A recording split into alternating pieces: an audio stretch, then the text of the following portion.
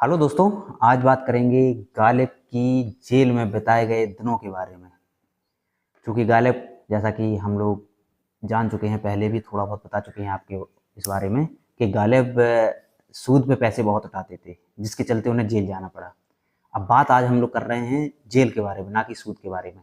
तो जेल जाके एक चीज़ गालिब ने एक चीज़ सीखी है कि जेल जाके नज़रिया बदल जाता है व्यक्ति का। क्यों? उसका मुख्य वजह यही है कि ये जेल में हैं आप अकेले, और जब आदमी अकेला रहता है तो अपने साथ रहता है, और जब अपने साथ रहता है व्यक्ति तो आदमी को सोचना बहुत पड़ता है अपने लिए।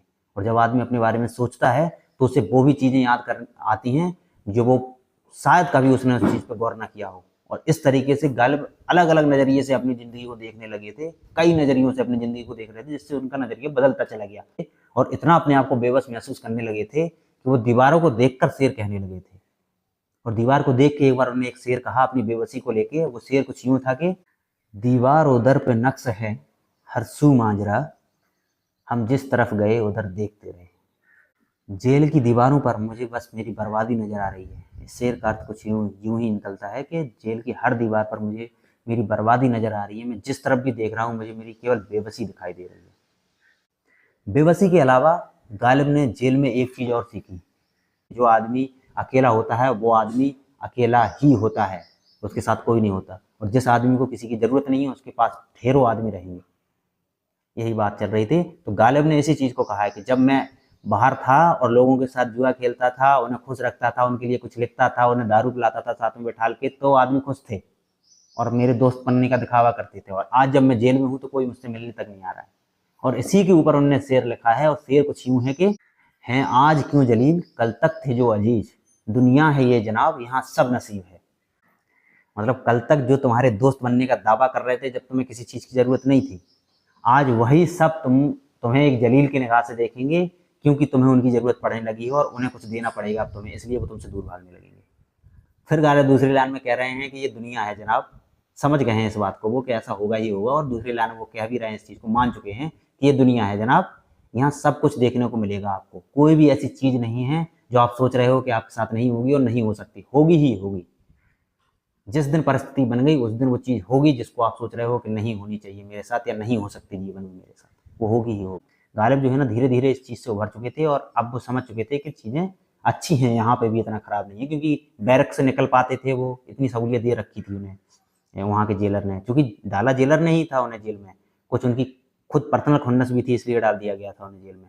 पर इतनी उन्हें सहूलियत थी क्योंकि वो बड़े शायर थे, तो इतनी सहूलियत थी उन्हें कि वो बैरक से निकल सकते थे। उनके बैरक में ताला नहीं डाला जाता था और इसके साथ साथ एक अर्दली उनके दरवाजे के पास खड़ा रहता था कि इन्हें कोई दिक्कत हो तो इनको संभाला जाए आराम से। और इसी के चलते गालिब के एक किसी दोस्त का उनके पास खत आया था कि कैसे हैं गालिब। तो गालिब ने कहा पकड़े गए हैं, बुरा हुआ है, लेकिन बहुत बड़े बली और बहुत बड़े बड़े राजा भी तो पकड़े गए हैं जो जेल में गए हैं, ऐसा कुछ नया नहीं हो गया मेरे साथ।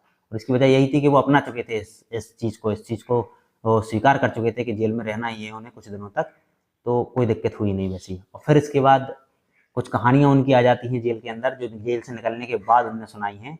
वो कहानियाँ कुछ ऐसी थी कि एक 5 कोड़े की कहानी है उनकी। 5 कोड़े की कहानी बहुत अच्छी कहानी है। 5 कोड़े की कहानी ऐसी है कि गालिब जेल में थे और जो अर्दली उनको शुरुआत में लगाया गया था, शुरुआत के महीने में, वो अर्दली थोड़ा सा शायराना मिजाज का था और गालिब उस समय तक फेमस हो चुके थे। तो हर दिन वो अर्दली जो था ना वो 5 शेर गालिब को सुनाता था। और गालिब जब बाहर निकले जेल से तो वहाँ वो यही बोले कि जो 5 शेर वो सुनाए जा रहे थे ना, उन्हें वो 5 शेर 5 कोड़े की तरह लगते थे। अर्दली चाहता था कि गालिब जी को शेर सुनाए और कुछ अच्छा होगा तो गालिब मेरी सराहना करेंगे, पर गालिब को लगते थे वो शेर कोड़े जैसे। तो बाहर निकलने के बाद उन्होंने इसी तरीके से एक कहानी सुनाई कि 5 शेर मुझे वहाँ का अर्दली सुनाता था और सब तो ठीक था जेल में, पर जो 5 कोड़े लगते थे दिन के वो थोड़े से मुझे तकलीफ देते थे। और वो 5 कोड़े थे कौन? ये वाले अर्दली वाले। इसके साथ साथ एक कहानी और है उनकी। एक कहानी यूं है कि एक बार बैरक में बैठे हुए थे गालिब अपने, रात का समय था, कुछ लिख रहे थे, तो पास वाली बैरक से रोने की आवाज़ आई बहुत ज़ोर से। तो एकदम गालिब निकल के बाहर आए और बोले कि मियाँ क्यों रो रहे हो इतना ज़्यादा? जो बैरक में कैद था कैदी, उस कैदी से।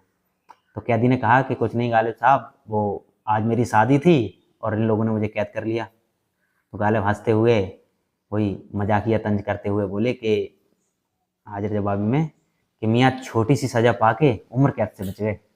गालिब तो कभी-कभी तो ऐसा लगता है कि गालिब शादी को उम्र कैद मानते थे, क्योंकि एक और जगह पे उन्होंने ये बात कही है, अभी जब हम वेश्या के बारे में आपको बताएँगे, गालिब का और एक तवाइफ का किस तरीके का रिश्ता रहा है, उस बारे में बताएँगे, तब आपको थोड़ी-सी चर्चा करेंगे। पर अभी थोड़ी-सी बता देते हैं कि तवाइफ जी का कोई एक मुलाजिम उन्हें बुलाने आया शेर शायरी के लिए कि एक शेर शायरी लिख के दे दीजिए उन्हें, गाना है मुजरे में।